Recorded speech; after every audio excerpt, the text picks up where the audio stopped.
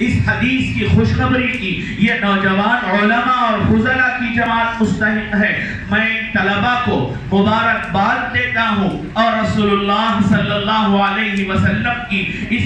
حدیث کا انہیں مصداق قرار دے کر کے رسول اللہ کی طرف سے ملنے والی خیریت کی سند پر ان کی خدمت میں ہدیہ تبریک و تحسین پیش کرتا ہوں۔ بزرگان محترم، رسول اللہ صلی اللہ علیہ وسلم سے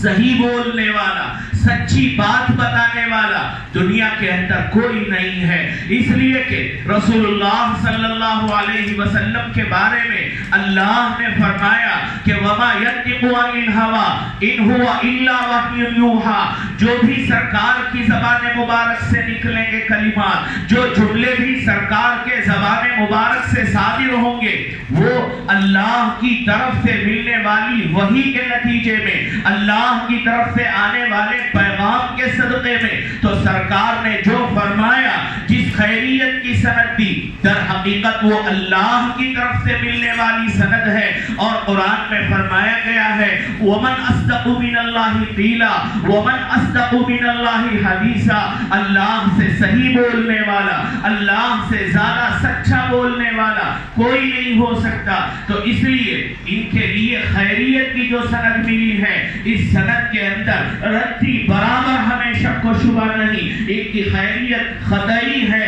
ان کی خیریت واجبی اور لازمی اور حتمی ہے، اس میں ہمیں رتی برابر شک و شبہ کرنے کی